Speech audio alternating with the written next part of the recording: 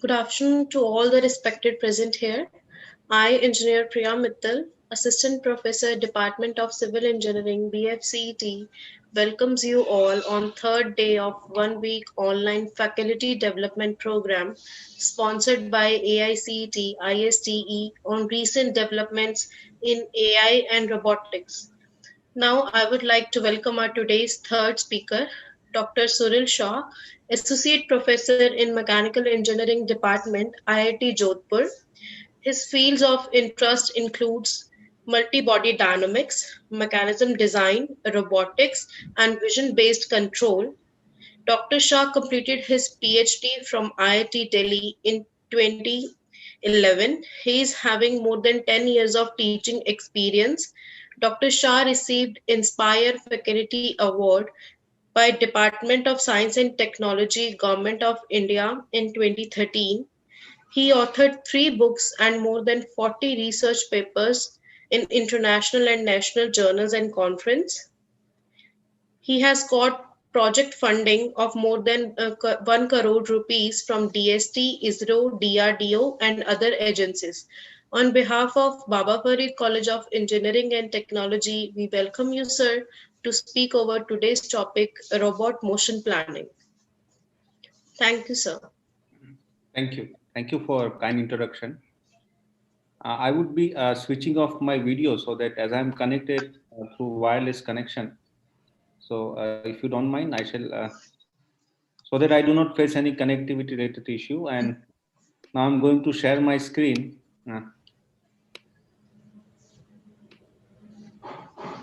Just wanted to confirm. Yes.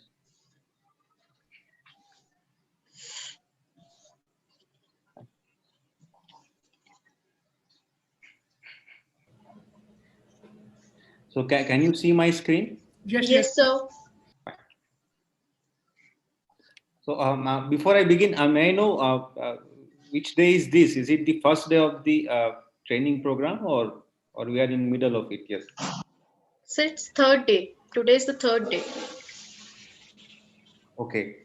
So uh, fine, thank you. So I'm Suril Shah. I am associate professor in the Department of Mechanical Engineering at IIT Jodhpur. And today I would be briefly introducing you to the field of robot motion planning. Uh, I'm sure this hasn't been covered in earlier session because I looked at the schedule and I found that this was the only topic which was left. So I thought, uh, let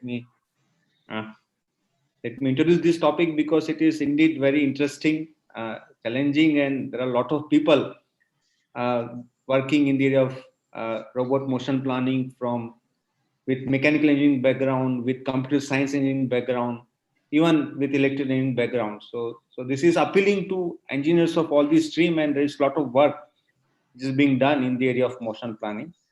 I would be briefly introducing the area, some of the tools and techniques which are being used.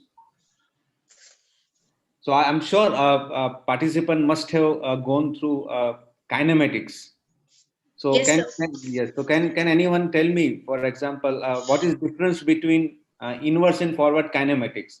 Just trying to before we begin, I'm just trying to understand. Uh, uh, can anyone from the participant can help me in appreciating what do you mean by robot kinematics? Can be basically divided into two: forward kinematics and inverse kinematics.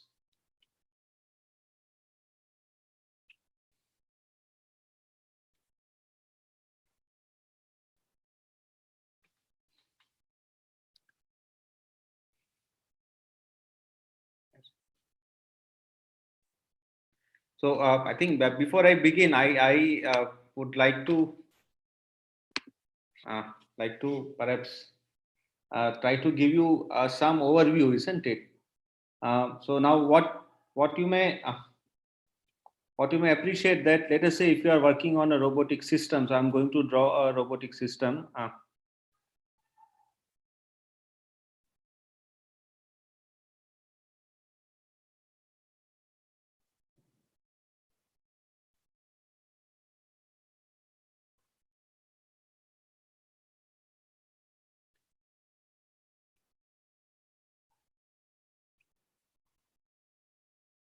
Now let us say the robot is having 3 joints, and all 3 joints are of revolute type. So joint 1, joint 2, joint 3, and there is body 0. This is body 1. So body I am showing using hash, and you have body 2 and body 3.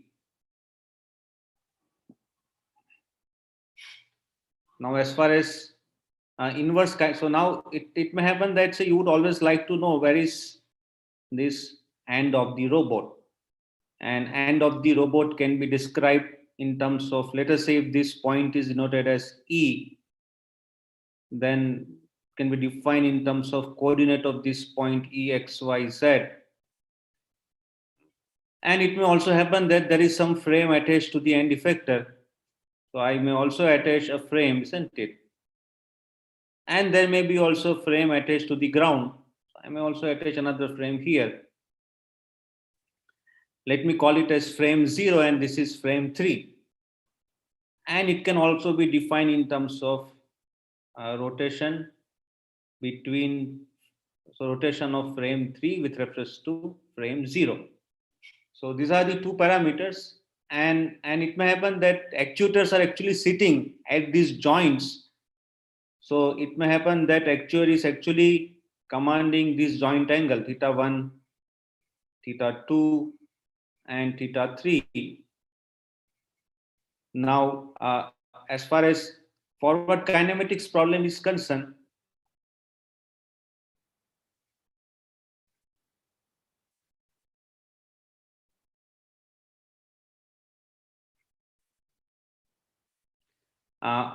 I'm just going to write so input. So I'm going to write here input. So input is going to be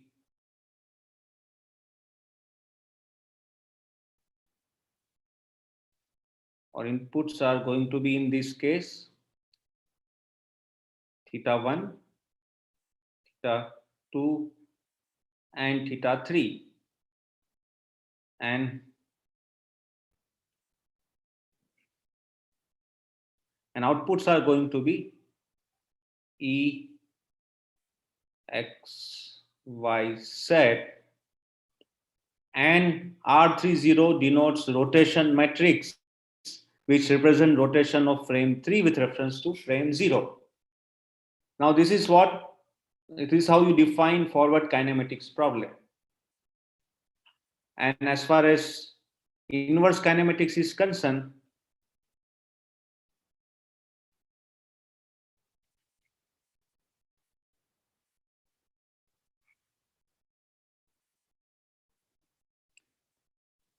the inputs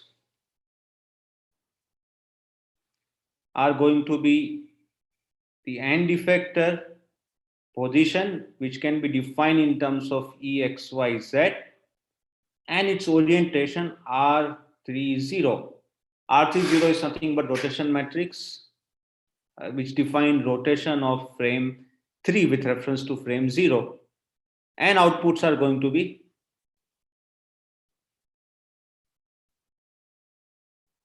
theta 1, theta 2, and theta 3. So this you must have studied. I'm just trying to revise, because before we start doing motion planning, you would be having clarity about forward and inverse kinematics. Now, for the time being, I have referred to position kinematics.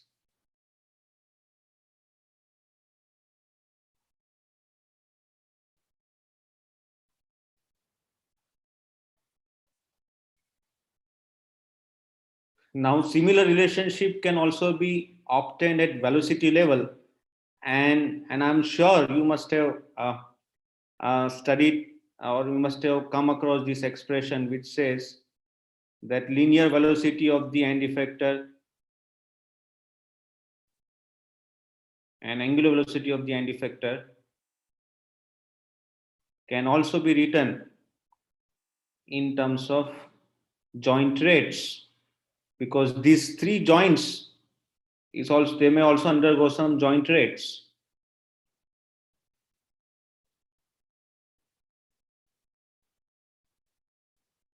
And here you would be having a Jacobian, and Jacobian in this case would be having dimension 6 cross 3. Now this would give you kinematic relationship at velocity level. Now if I would like to perform forward velocity kinematics problem, then the input is going to be the joint rates. Joint rate is going to be input, and output is going to be velocities of the end effector. Similarly, if I would like to perform inverse velocity kinematics, the input is going to be end effector linear and angular velocity, and output is going to be joint velocities. So now, so far what you know is, given the position of this point, you know these joint angles. But now what I'm going to do is, I'm going to draw the same robot again. So let me redraw it. I would have gone to perhaps next slide.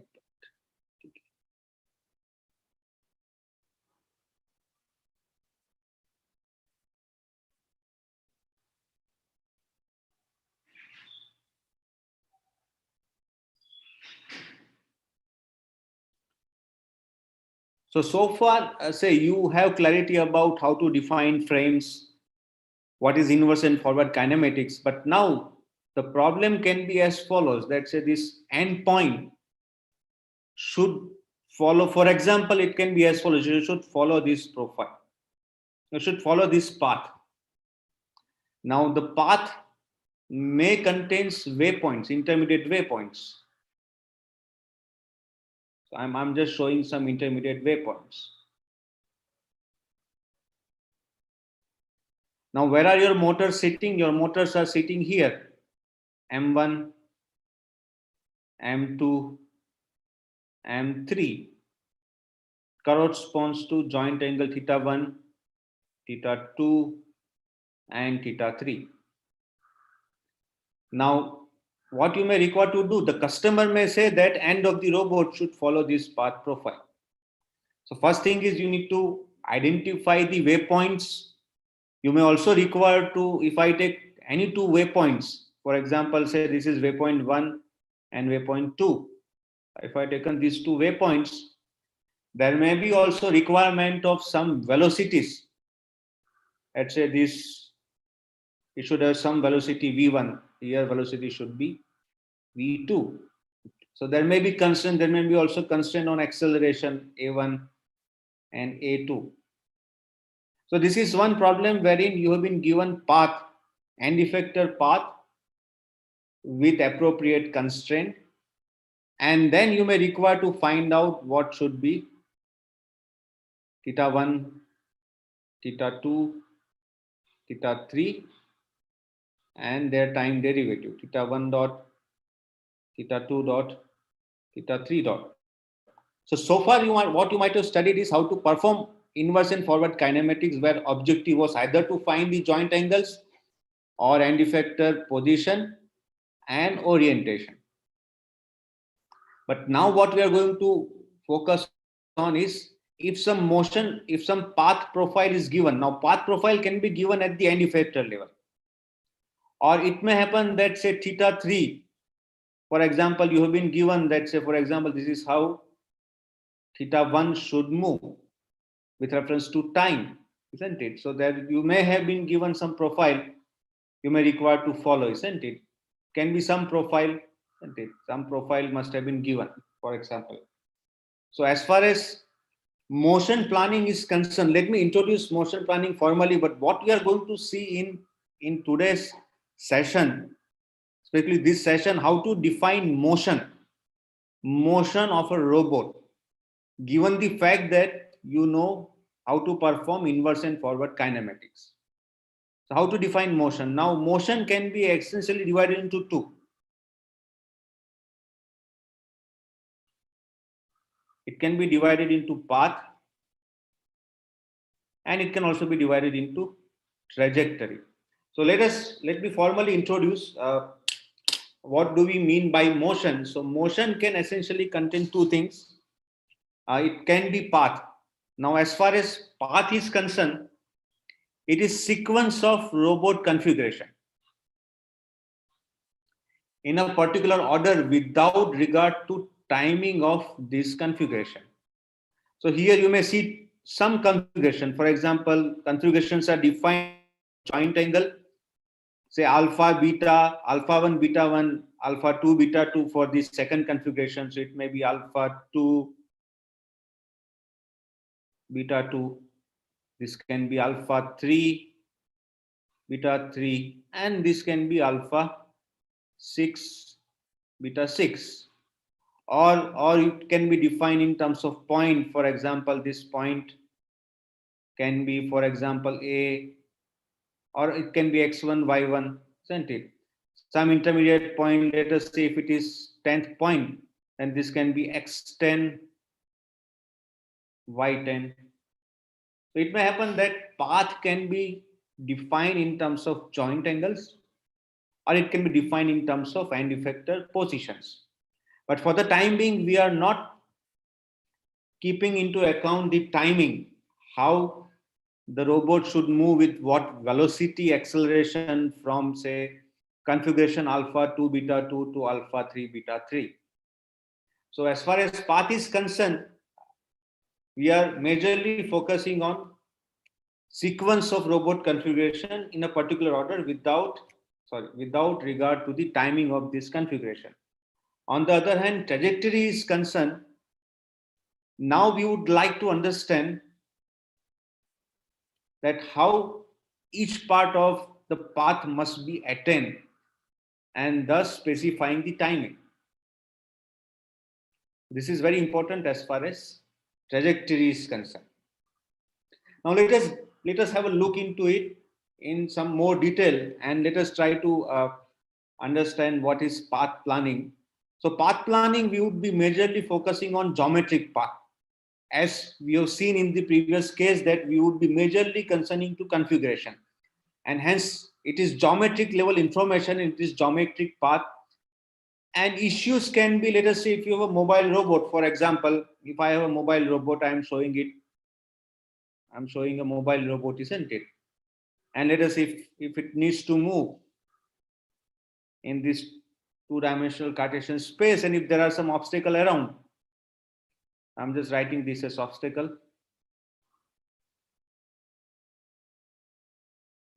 And if this is the goal position,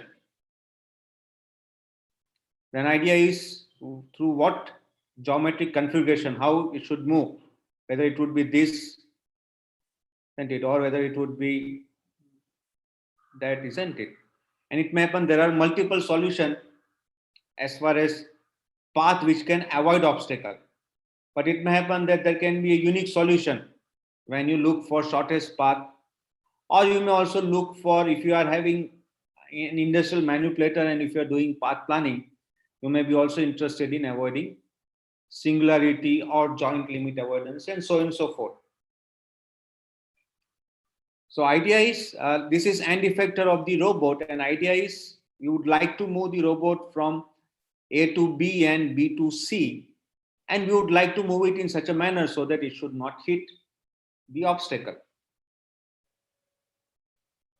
As far as trajectory planning is concerned, we are going to interpolate or approximate the desired path by class of polynomial function. It may happen that given the boundary condition, we may actually try to achieve the requirement of moving from point A to point B, either through cubic polynomial or higher order polynomial.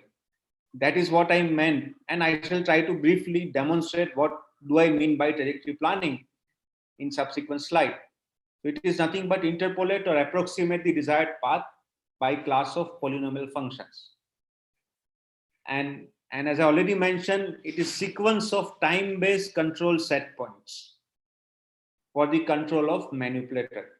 So I hope there is clarity about what do I mean by path planning and trajectory planning. Path planning is essentially identifying geometric path without worrying about how the transition is achieved, or how the robot manufacturer moves from point A to point B, with what velocity, with what time duration.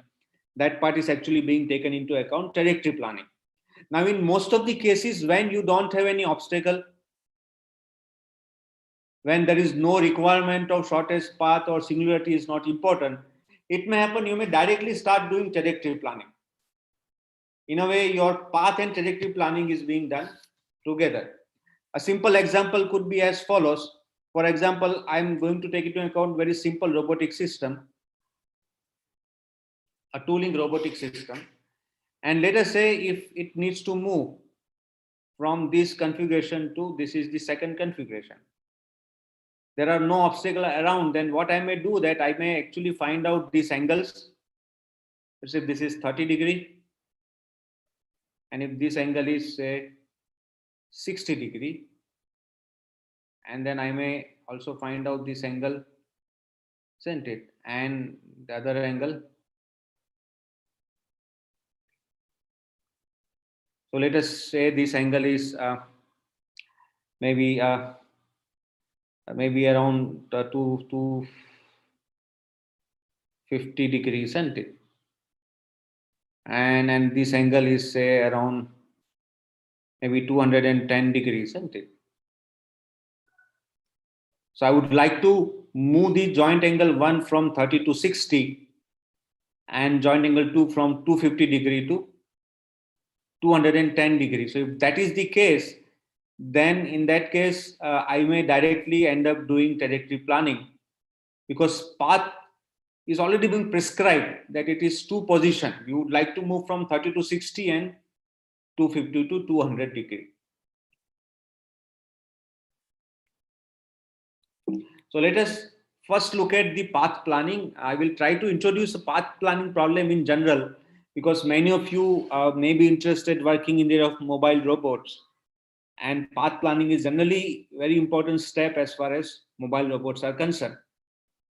On the other hand, most of the industrial robots you can directly do trajectory planning. On the other hand, if the robot is working in cluttered environment which is having a lot of obstacles, then you may require to do both path and trajectory planning. So I hope with this brief overview what is path and trajectory planning is clear. Now systematically define the path planning problem definition. So problem statement is to compute collision free path. So problem is to compute collision free path for a rigid or articulated moving robot among static obstacle. So we need to find a path among static obstacle. What would be the input? So obviously geometry of a robot and obstacles. We should be aware of geometry of robot and obstacle. We should also be knowing kinematics, and that is why I thought let me briefly introduce what is inverse and forward kinematics. And we should also be aware of, obviously we should be knowing what is initial configuration and goal configuration of the robot under consideration. And what is going to be the output? Output is going to be continuous sequence of collision free path or robot configuration connecting initial and goal configuration. So this is how path planning problem is defined.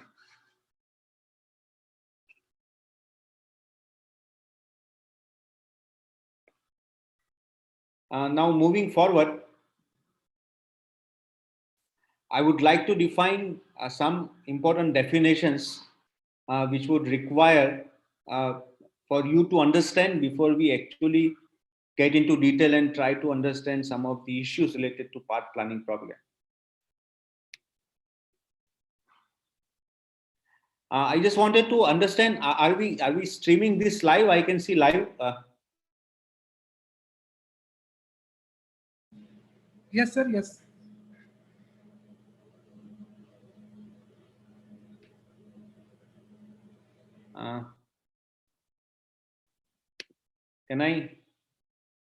Can I ask the moderator?